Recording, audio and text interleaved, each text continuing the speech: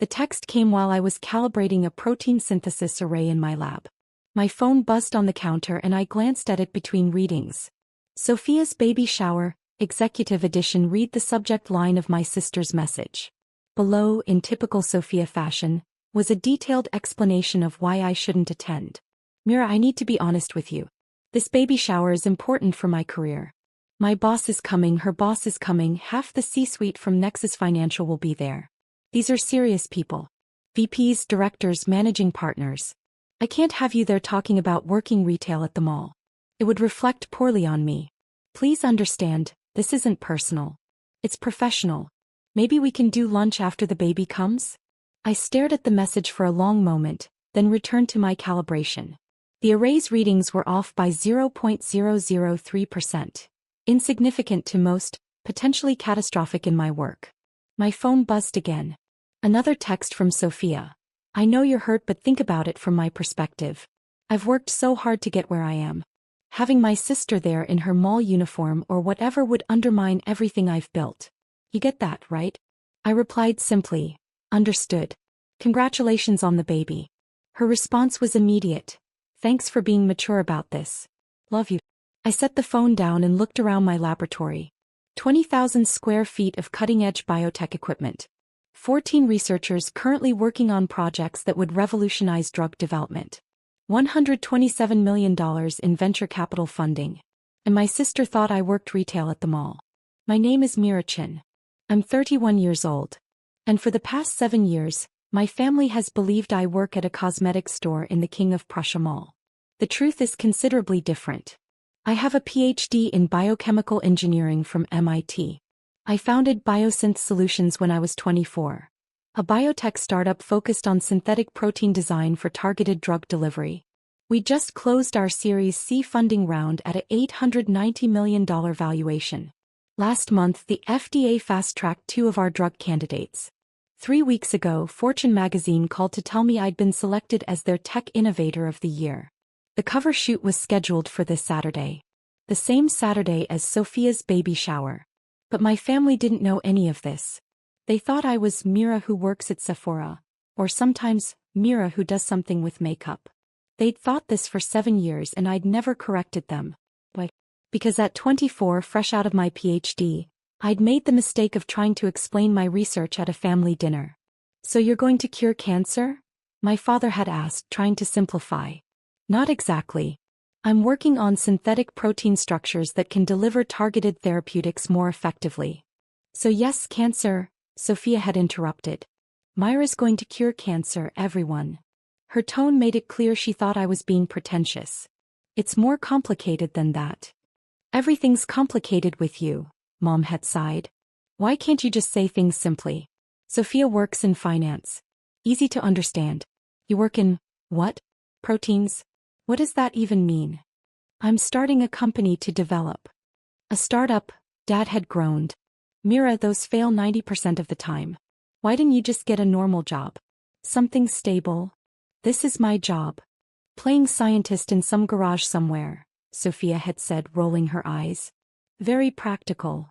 I'd stopped trying to explain after that. A few months later, I'd needed extra income while waiting for our first funding round to close. I'd picked up a weekend job at Sephora, thinking I'd work there for maybe 2 months. It was oddly relaxing, helping people with makeup, no complex explanations needed. I mentioned it once at family dinner and their relief was palpable. Finally, a real job. Mom had exclaimed. Retail is honest work, Dad had agreed. Better than chasing some pipe dream. How much do they pay you? Sophia had asked. When I told her $16 an hour plus commission, she'd nodded approvingly. Well, it's a start. Maybe you can work your way up to manager. I'd quit Sephora after 6 weeks once our funding came through. But I never corrected my family's assumption. As something fascinating happened, they finally approved of me. For the first time in my life, I wasn't the too smart daughter, the overachiever who made people uncomfortable with complex explanations. I was just Mira who worked retail. Mira who was finally being realistic. Mira who had given up her pretentious dreams for honest work. And they loved that version of me. Sophia, meanwhile, had built her identity around being the successful sister. MBA from Wharton, fast-tracked at Nexus Financial, now a senior director at 33. She made $340,000 a year, drove a BMW, lived in a luxury apartment in Center City, Philadelphia. She was the daughter who'd done everything right. At family gatherings, the contrast was always clear. Sophia would talk about her latest deal, her promotion prospects, her networking dinners with executives. Then someone would politely ask what I was up to, and I'd say something vague about work at the store before Sophia changed the subject. "Myra's happy doing her thing," she'd say with patronizing kindness. "Not everyone needs to be a career person." Last Thanksgiving, Sophia had announced her pregnancy. The whole family celebrated. This would be the first grandchild, and of course Sophia's baby would be raised with every advantage. Her husband Derek was a corporate attorney making $280,000 a year. Their baby would want for nothing. "What about you, Mira?" Aunt Linda had asked. "Any prospects? Or are you focused on your career?" The way she said career in air quotes was telling. "Just focused on work right now," I'd replied. "Good for you," Mom had said. "Not everyone needs to get married and have kids. Someone has to work at the mall." The condescension was breathtaking. But I'd smiled and changed the subject. Because by then Biosynth Solutions had 67 employees. Our research had produced 3 patent-pending drug delivery mechanisms. We'd partnered with 2 major pharmaceutical companies. And I was being courted by venture capital firms across the country. But to my family I was just Mira the retail worker. My research partner and CTO David Park knocked on my lab door. "Mira, the Fortune photographer confirmed for Saturday at 2 p.m. They want to do the shoot here in the main lab, get some shots with the synthesis arrays and the research team." "Saturday works. Isn't that your sister's baby shower?" "I wasn't invited." David's eyebrows shot up. "What?" She said, "It's C-suite executives only. My retail job would be humiliating." He stared at me. "Your retail job? The one you quit 7 years ago?" "She doesn't know I quit." "Mira, how is this still going on? You're about to be on the cover of Fortune magazine. You can't hide a company valued at almost $1 billion forever." "I'm not hiding it. I'm just not advertising it. To your own family. They're not interested in what I actually do. They're only comfortable with the version of me they invented." David shook his head. "This is going to explode in their faces." "Probably. And you're okay with that?" "I've spent 7 years watching them prefer Mira the retail worker to Mira the scientist because she made them more comfortable. I've watched Sophia build her entire identity around being the successful sister. I've listened to my parents apologize to their friends about my retail phase, like it's something I'll eventually grow out of." I adjusted the array's final settings. "So yes, David. I'm okay with it exploding. The Fortune issue drops Monday. 3 days after your sister's shower. I'm aware. Everyone she works with will see it. Everyone at that baby shower will see it." "Yes. You're going to let them find out from a magazine cover." "I'm not letting anything happen. Fortune is publishing their annual Innovator issue. I was selected. That's not something I can control or hide." He studied me carefully. "You've been waiting for this. I've been building my company. If my family discovers what I've built, that's incidental." "Incidental. Right." He smiled. "The photographer is bringing a journalist too. They want to do a feature story to run alongside the cover. The scientist they underestimated, or something." I didn't pitch that angle. "You didn't have to. The journalist did her research. She found out you have a PhD from MIT, started this company at 24, raised nearly $130 million in funding, and your family thinks you work retail. She thinks it's the most fascinating part of your story." "It's not the most fascinating part. The science is the most fascinating part." "Agreed.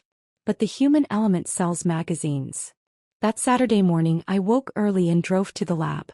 The Fortune team would arrive at 2 p.m. Sophia's baby shower started at noon. I wondered if anyone would notice the timing. My phone buzzed around 11 a.m. A text from Mom. "Are you working today? Sophia's shower is starting soon. Wish you could be here, but we understand you have to work retail on weekends." I replied, "Have fun. Tell Sophia I'm thinking of her." Another text from Sophia. "Thanks for understanding about the guest list. These are important connections for me. You know how it is. Well, maybe you don't, but trust me, it matters. I didn't reply to that one. At 1:45 p.m. the Fortune magazine team arrived. 3 photographers, 2 assistants, a journalist named Rebecca Walsh and an editor overseeing the shoot. Rebecca shook my hand warmly. Dr. Chen, thank you for making time. We're so excited about this feature. Please call me Mira. Mira then. I've been researching your work all week. What you're doing with synthetic proteins, it's revolutionary. The potential applications in cancer treatment, autoimmune diseases, gene therapy. She shook her head in amazement. And you're only 31. I have a good team. That's exactly what every innovative leader says. Mira, can I ask you something? When did your family last visit the lab? They've never been here. Never? In 7 years. They don't know about the lab. Rebecca's eyes widened. Right. Because they think you work retail. Can you walk me through how that happened? So I did. I explained the family dinner where I'd tried to share my work. Their dismissal. Their relief when I mentioned the Sephora job. Their continued assumption years after I'd quit. And you never corrected them, Rebecca said, taking notes. I tried it first. They weren't interested. Eventually I stopped trying. That must have been painful. It was educational. I learned that some people are more comfortable with a palatable lie than an uncomfortable truth. Your sister is having a baby shower right now, isn't she? Yes. And she didn't invite you because my retail job would embarrass her in front of her executive colleagues. Rebecca was quiet for a moment. Mira, do you realize how incredible this story is? Not just the science, though that's remarkable, but this human element. The sister who was underestimated, who let her family believe a comfortable fiction while she built something extraordinary. The science is what matters. The science is why you're on our cover. But this story, this is why people will read the feature and remember you. The photo shoot took 3 hours. They photographed me in front of the synthesis arrays with my research team holding one of our proprietary drug delivery prototypes. The photographer wanted shots that showed both the cutting-edge science and the person behind it. Mira, can you tell me about this moment? The photographer asked, reviewing his camera screen. Your sister is at her baby shower right now with executives, celebrating her success. And you're here being photographed for the cover of Fortune magazine. What does that feel like? It feels like Saturday, I said honestly. He laughed. Fair enough. But there's going to be a moment, probably Monday when the issue drops, where your sister and everyone at that baby shower realizes who you actually are. Have you thought about that moment? Not really. You're remarkably calm about this. Because it's not about them. This achievement, I gestured around the lab. This isn't something I built to prove them wrong. I built it because the science matters. Because people are dying from diseases we can't effectively treat, and I thought I could help solve that problem. But they're going to feel pretty foolish when they realize they dismissed a Tech Innovator of the Year as a retail worker. That's their problem, not mine. Rebecca was watching me carefully. Mira, I have to ask, do you resent them? I considered this. No. I'm grateful actually. If they'd supported me from the beginning, I might have sought their validation instead of focusing purely on the work. Their dismissal freed me to build something without needing their approval. That's a remarkably mature perspective. It's an honest one. After the Fortune team left, I stayed late in the lab, reviewing data from our latest trial results. My phone buzzed around 8 p.m. A text from Sophia. Baby shower was amazing. Met so many important people. My boss's boss told me I'm on the fast track to VP. This baby is already bringing me luck. Then a photo. Sophia surrounded by executive-looking women, all holding champagne glasses, all looking successful and polished. Another text. Wish you could have been here, but you understand. Maybe when you're more established in your career we can include you in these things. I stared at that message for a long time. When you're more established in your career. From my sister who made $340,000 a year to me, who'd built a company worth $890 million. I set the phone down and returned to my data. Sunday was quiet. I spent it reading research papers and preparing for Monday's board meeting. My phone remained silent. My family had learned not to bother me on Sundays when I was working retail inventory. Monday morning arrived clear and cold. The Fortune magazine issue was set to go live online at 6 a.m., with print copies hitting newsstands by 8 a.m. I got to the lab at 5:30 a.m. David was already there, laptop open, refreshing the Fortune website. You're nervous, I observed. One of us should be. You're about to become very public, Mira. I've published 17 peer-reviewed papers. I've presented at conferences. I'm already public in my field. This is different. This is Fortune magazine. This is mainstream recognition. At exactly 6 a.m. the website refreshed. There I was on the digital cover, standing in my lab coat in front of the synthesis arrays, the headline reading, Tech Innovator of the Year, How Dr. Mira Chen is Revolutionizing Drug Delivery. David let out a low whistle. That's a hell of a cover. My phone started buzzing immediately. Colleagues, investors, researchers I'd collaborated with, all sending congratulations. Then at 6:47 a.m., a different kind of message. A text from my college roommate Jessica.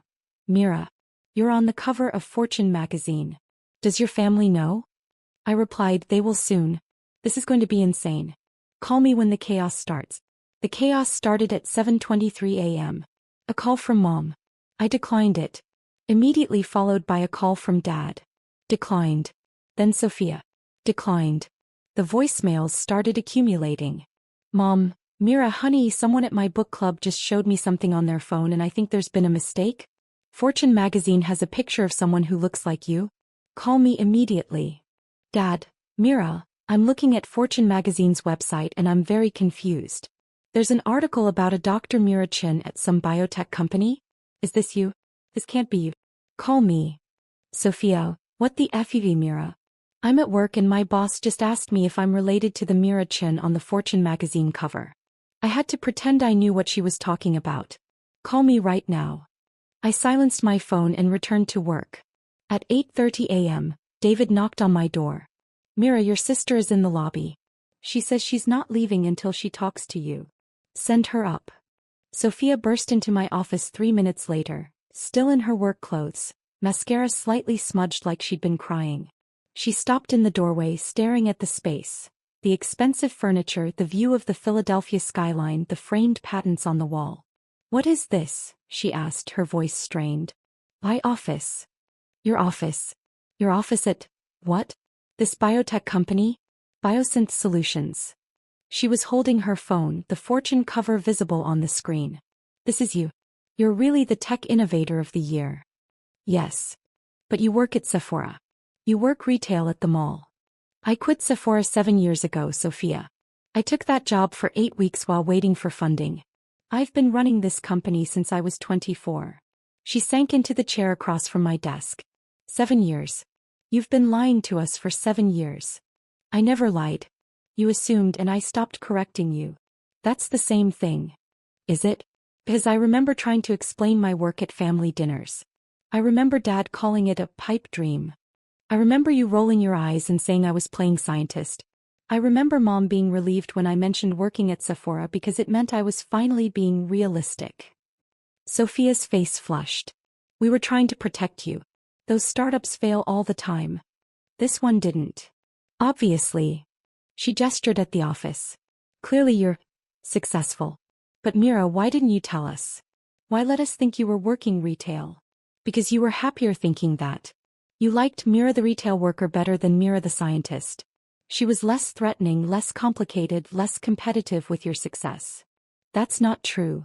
Isn't it? When I worked retail you finally approved of me. You stopped making comments about me being pretentious.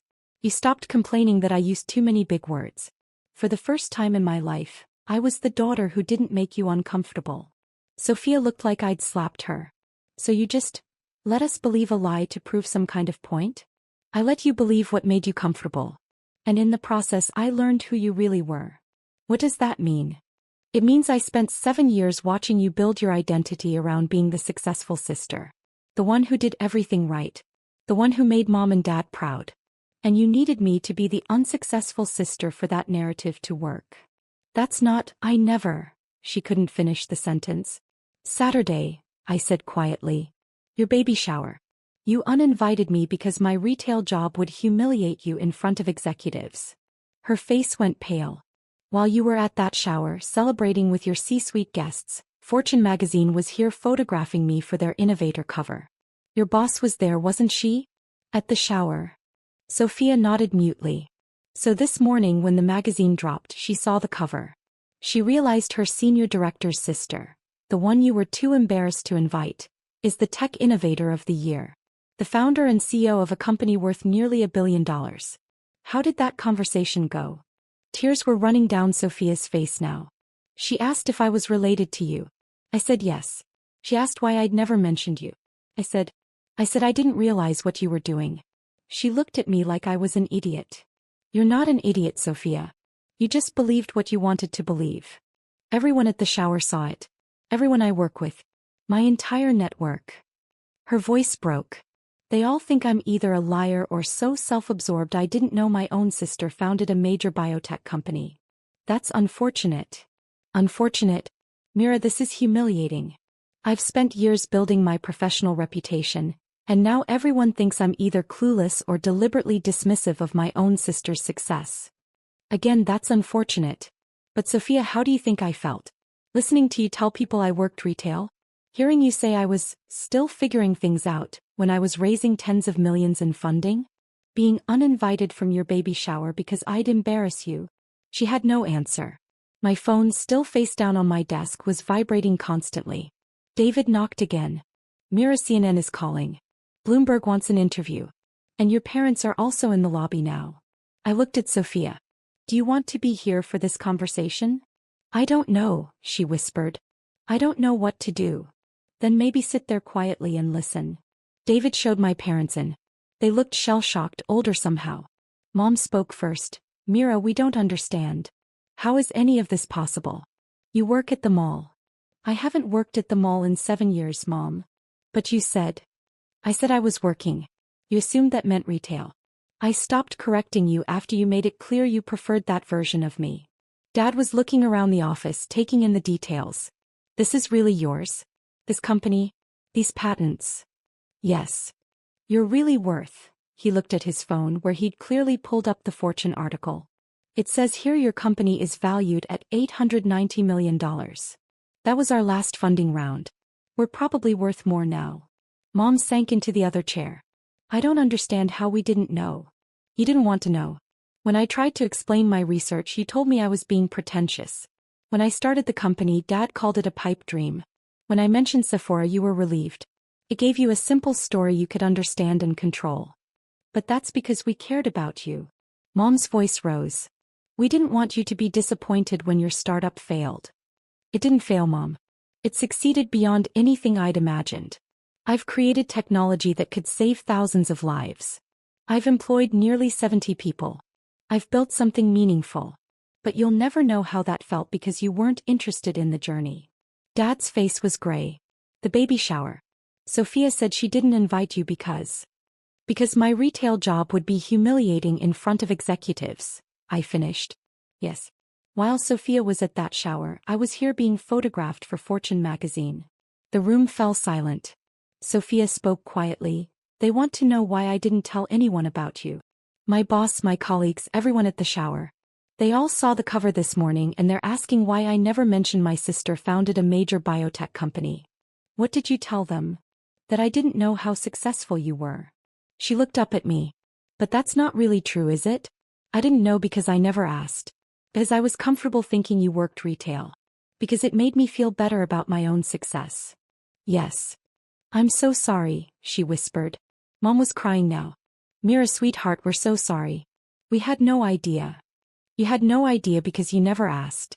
In 7 years, none of you asked me a single substantive question about my work. You asked if I was still doing the retail thing, or if I'd thought about getting a real job. You never asked what company I worked for, what I actually did all day, why I was always busy. You just assumed I was failing, and that assumption was enough. What do we do now? Dad asked helplessly. How do we fix this? I don't know if you can. Not immediately. This isn't something you fix with an apology. But we are sorry, Mom insisted. We're so sorry. I know. But sorry doesn't change the fact that you were more comfortable with Mira the retail worker than Mira the scientist. Sorry doesn't change the fact that you built your entire family narrative around Sophia being successful and me being, what? The disappointing daughter? The one who never lived up to her potential. We never said that, Dad protested. You didn't have to. Every time you introduced Sophia and talked about her career, then introduced me and quickly changed the subject. That said it. Every time you apologized to your friends about my retail phase. That said it. Every time you expressed relief that I was doing honest work, instead of chasing pretentious dreams. That said it. Sophia was sobbing now. I built my whole identity around being the successful one. The daughter who did everything right. And I needed you to be the unsuccessful one for that to work. I know. How were you okay with that? How did you just let us believe it? Because it freed me to build this without needing your validation. If you'd supported me from the beginning, I might have spent energy seeking your approval instead of focusing purely on the work. Your dismissal was actually a gift. You just didn't mean it to be. My phone was still vibrating. David knocked again, looking apologetic. Mira, I'm sorry, but Fortune is holding for a phone interview, and the Wall Street Journal wants to schedule something this week. Tell them I'll call back in an hour. After David left, I looked at my family. They looked broken, confused, like their entire worldview had shattered. I have work to do, I said quietly. Media calls, board meetings, research deadlines. My life hasn't changed just because you finally know about it. Can we talk later? Mom asked desperately. Can we try to understand what you've built? Maybe. But understand something first. I didn't build this for you. I didn't build it to prove you wrong. I built it because the science matters. Because people are suffering from diseases we can't effectively treat, and I thought I could help. Your approval or understanding is irrelevant to that mission. It matters to us, Dad said. Does it? Or are you just embarrassed that you dismissed a tech innovator of the year as a retail worker? He flinched. That's what I thought. I stood. I'll call you when I'm ready. Right now, I have a company to run. They left slowly, reluctantly. Sophia paused at the door. Mira? For what it's worth, what you've built here. It's incredible. I read the whole Fortune article. The science, the impact, the way you've structured the company. It's better than anything I've ever done. It's different than what you've done. Not better. No, it's better.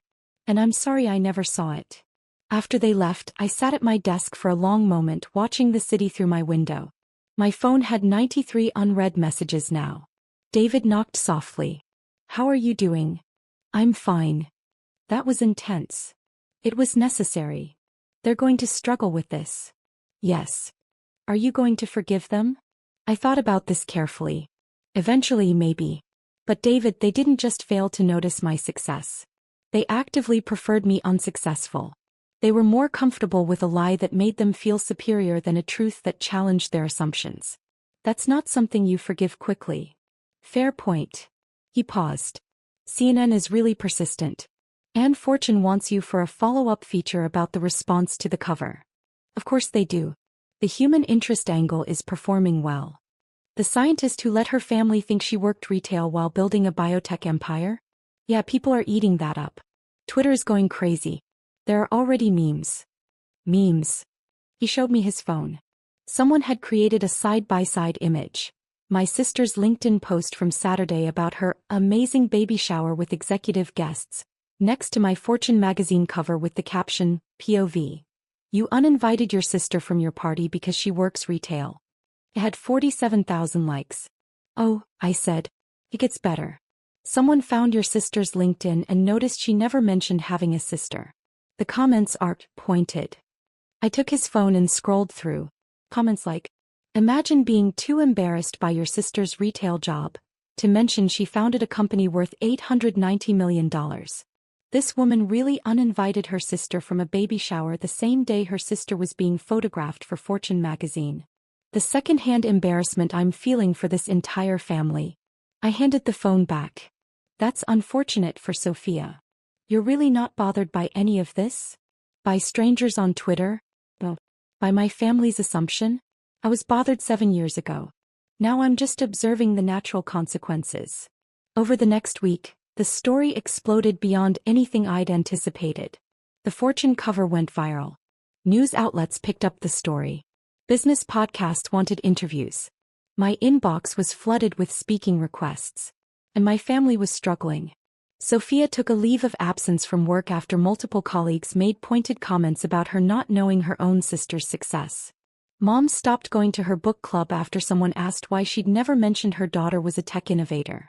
Dad's law partners kept congratulating him on my success in a way that highlighted how little he'd known about it. They were experiencing the consequences of their assumptions, and it was devastating them. 2 weeks after the Fortune cover dropped, Sophia called. "Mira, can we meet? Please? I need to talk to you." We met at a coffee shop near my lab. Sophia looked exhausted, her usual polish gone. "I took a leave of absence," she said immediately. "I couldn't handle everyone's questions about why I never mentioned you. Why I seemed to dismiss my own sister. My boss suggested I take time to get perspective. I'm sorry that's been difficult." "Don't," she said sharply. "Don't be polite. Be honest. You let this happen. You knew it would explode like this." I knew the truth would eventually come out. I didn't control the timing or the public reaction. But you didn't stop it either. You could have told us privately before the Fortune piece. You could have given us a heads up. Instead, you let us find out with the rest of the world. Would you have believed me? If I'd called 2 weeks ago and said, "By the way, I'm about to be on the cover of Fortune magazine for founding a biotech company," would you have taken that seriously? Or would you have thought I was delusional? She had no answer. "Sophia, you uninvited me from your baby shower because my retail job would embarrass you. That happened. I can't change that. The fact that it turned out I don't work retail, that I'm actually more successful than anyone at that shower, that's just irony. Painful irony, but I didn't create it. Everyone thinks I'm a terrible person. Are you? I don't think you're terrible. I think you were so invested in being the successful sister that you couldn't see me clearly. That's not terrible. That's just human. But you're not angry? I was angry 7 years ago. Then I was disappointed. Then I just let it go. I focused on my work instead of trying to make you see me differently." "I'm having a baby in 2 months," Sophia said quietly. "And I keep thinking about what kind of example I'm setting. What kind of values I'm teaching. And I don't like what I see." "Then change." "How?" "By recognizing that success isn't a competition. By understanding that different paths have different values. By not measuring everyone against your own achievements." She nodded slowly. "I've been thinking about that baby shower. About who I invited, who I excluded, why. And I realized it wasn't really about career success. It was about control. I wanted to control the narrative, control how people saw me and my family. You didn't fit the narrative I wanted, so I excluded you." "Yes. That's awful." "Yes. I'm so sorry, Mira. Not just for the shower, but for 7 years of dismissing you. 7 years of thinking my path was the only path that mattered. I appreciate that. Can we start over? Can I learn about what you actually do? I thought about this. We can try. But Sophia, you need to understand, I don't need you to validate my work now. I needed you to respect me then. The fact that you're interested now that you know I'm successful, that's still conditional respect. That's still transactional. Then what do you need? I need you to understand that you're not the only definition of success. I need you to recognize that you actively dismissed me to feel better about yourself. And I need you to sit with that discomfort before we move forward." She nodded, tears streaming down her face. "I can do that." "Good. Because I'm going to have a niece or nephew in 2 months, and I'd like to be part of their life. But not as Aunt Mira who works retail. As Aunt Mira who's actually a scientist and entrepreneur. I'd like that too." 3 months later, Sophia had her baby, a girl named Maya. I visited them in the hospital, and for the first time my family asked real questions about my work. "So when you say synthetic proteins," Dad began carefully, "what does that actually mean?" I explained. Really explained. The science, the applications, the potential impact. They listened, really listened for the first time. "Why didn't you tell us it was this important?" Mom asked. I tried to. "You weren't ready to hear it. We're ready now. Are you? Or are you just embarrassed that you dismissed it?" The question hung in the air. Finally, Dad spoke, both honestly. "We're embarrassed we were so wrong. And we're ready to actually understand what you've built. Then come visit the lab. Let me show you." They did. 2 weeks later, my entire family toured Biosynth Solutions. I showed them the synthesis arrays, the clean rooms, the research facilities. I introduced them to my team. I explained our drug candidates and their potential impact. Mom cried when she saw the lab. "All this time you were doing this. You were building this. And we thought. You thought I was working at a mall. I know. Why didn't you just tell us? Because you needed to want to know. And for 7 years you didn't. At the end of the tour, Sophia pulled me aside.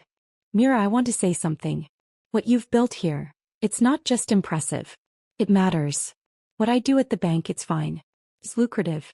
But it doesn't matter like this matters. Different work has different value. No. Let me finish. You were right. I built my identity around being the successful sister because I measured success by salary and title and prestige. But standing in your lab, seeing your team working on drugs that could save lives. Her voice broke. I've been successful by one definition. But you've been successful by the definition that actually matters. Sophia. I'm going to do better. With Maya, with my career, with you. I'm going to teach my daughter that success is about impact, not just income. And I'm going to make sure she knows her Aunt Mira is brilliant. And not just in the ways that show up on a resume. I'd like that. 6 months after the Fortune cover, I gave a keynote address at the National Biotech Conference. My family attended, all of them including baby Maya. I spoke about the importance of pursuing science that matters, even when others don't understand it. About building something meaningful rather than something impressive. About the freedom that comes from not needing external validation. After my speech, a young woman approached me. Dr. Chen, I'm a PhD student and my family doesn't understand my research. They keep asking when I'm going to get a real job. What you said about not needing their validation, how did you do that? I thought carefully. I didn't do it perfectly. There were days when their dismissal hurt. But I realized that seeking their approval would mean shaping my work to fit their understanding. And the work was too important for that. So I stopped explaining and started building. Eventually, the results spoke for themselves. And now they understand? They're trying to. But honestly, whether they understand or not is no longer the point. I built this because it needed to exist, not because I needed their approval.